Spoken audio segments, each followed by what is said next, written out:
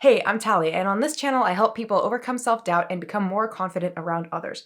Now, one of the things that really erodes at our self-esteem and our confidence is people-pleasing. I'm a firm believer that in order to overcome a habit, you have to first understand where it comes from. So in this video, I'm going to be covering the 6 causes of people-pleasing. Now, I go into more depth in other videos about what people-pleasing is, but for the sake of this video, we'll describe it as being so preoccupied with everybody else liking you that you put your needs behind that of everybody around you. It often looks like struggling to say no, avoiding conflict, going above and beyond for others, and struggling to speak up for what you want. And we all want to be liked. That's not a problem, but people pleasers tend to take this to an extreme. Being liked is the driving force for a lot of their behavior, and this often results in feeling anxiety, feeling resentment, and one-sided relationships. So without further ado, let's dive into the 6 causes of people-pleasing. Number 1, childhood experiences. One of the main causes of people-pleasing is childhood experiences. Now, I'm not going to go too much into this detail, but basically what you need to know is that all our habits as adults stem from things that we learn subconsciously as kids. These are things that helped us get through our childhood, feel loved, feel protected, appease the people around us. So a few examples of how people-pleasing might have originated in childhood. If you only ever got praise for getting good grades or performing well at school, if your parents were fighting a lot, or if they divorced and you were expected to side with one parent over the other, or maybe one or both of your parents were always in bad moods and you felt obligated as a kid to fix your parents' problems. Another example is if you always had to be a good boy or a good girl in order to earn affection from your parents. Or maybe you were taught not to disagree or not to speak up or not to be yourself or show emotion as a kid. The common thread with all of these is that we learned that love is conditional, meaning we have to earn our parents' affection, our parents' appreciation by doing something rather than just existing and being ourselves. Another very common cause of people-pleasing is societal norms. This is especially prevalent with women, but frankly, it crosses all gender lines. This idea that you're not supposed to be angry, that being angry, anger, frustration, those are emotions that are not okay to have. So as a result, a lot of people, but in particular women, tend to bottle up their emotions and they never learn how to actually express them in a way that gets their problems resolved. So if you tend to people please, you probably spend a lot of your energy just fighting against yourself, convincing yourself that you're not upset about things. This really shows up in movies and TV. If you think about all the characters that we think of as cool in movies and TV, being cool basically means that you're indifferent.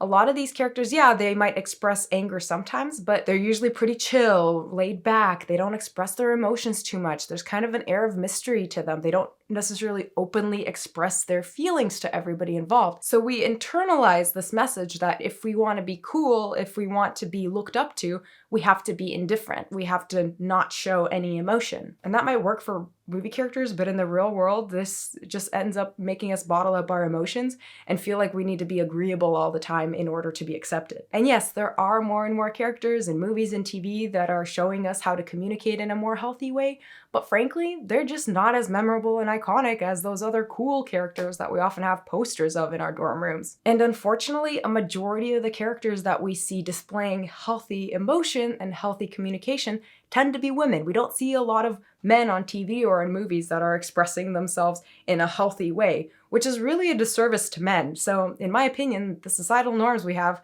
screw over both men and women. For women, we're taught that we're not supposed to be angry. We're supposed to keep things to ourselves. We're not supposed to express frustration.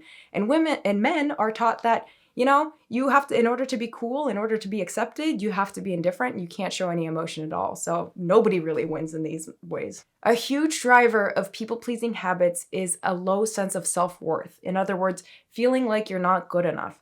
We all as humans want to feel good about ourselves. We want to feel validated and accepted and like our existence is worthwhile.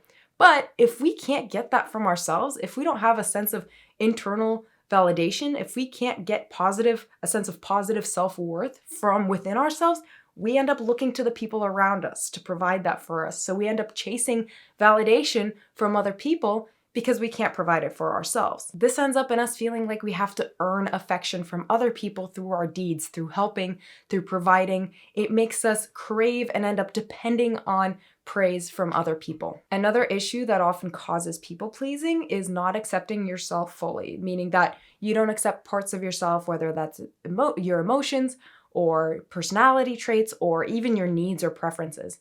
If you believe that parts of yourself are shameful or that they're bad or they're unacceptable, you feel like you have to act a certain way in order to downplay or hide the parts of yourself that you're ashamed of. In my life, this showed up when I refused to admit that I was looking for a serious relationship and not just casual dating. I thought that I needed to, be cool and chill and go with the flow and I ignored my needs and I downplayed my needs of being in a serious monogamous relationship with someone because I thought that it would make me more likable. It would make me cooler if I was kind of detached, if I looked like I didn't really care. And this really backfired on me because what I really wanted was a serious relationship, was a partner who I could grow with.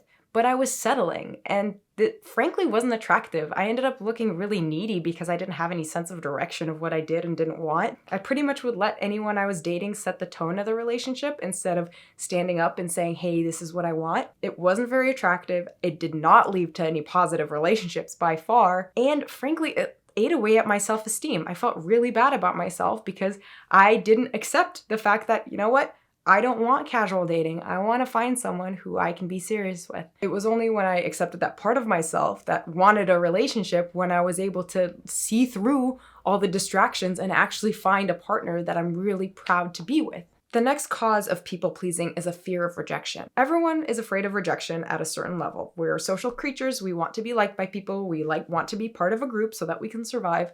But for people pleasers, this fear of rejection is such a deeply held belief that they end up compromising who they are, what they want, and what they need in order to try to avoid that rejection. Now, this fear of rejection often comes from the sense of this belief that if only this person knew who I really am, they wouldn't like me. If this person really knew me, if this person really knew how I thought, if they really know how I feel, if they really know my flaws, if they really know my insecurities, there's no way that they're going to possibly accept me wholly. This often makes us feel like we have to act a certain way in order to be liked or hide parts of ourselves, or because we feel like we're going to be too much for the other person, or we're going to be off-putting if we're really ourselves or really express ourselves. And this is really deeply tied to our sense of self-acceptance, right? If you don't accept yourself wholly, if there's a part of you you're ashamed of, how can you possibly expect someone else to accept that part of you, right? And that's why self-acceptance is so important to master if you want to stop people-pleasing, because until you accept yourself, you don't believe that other people will accept you. The sixth cause of people-pleasing is fear of conflict.